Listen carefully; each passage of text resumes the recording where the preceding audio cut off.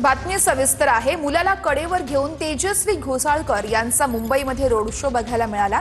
मुलांना सोबत घेऊन तेजस्वी घोसाळकर यांचा हा प्रचार आहे। अभिषेक घोसाळकर असते तर आज कोणाची बोलायची हिम्मत नसती झाली। आज अभिषेकची आठवण येते असंही तेजस्वी घोसाळकर यांनी म्हटलेलं आहे। रोज टीका होते माझ्यावरती, कोणी येतं काही बोलतं, कोण बोलतं नवऱ्याचा फोटो टाकायचा नाही, कोण काय काय खूप बोलतं।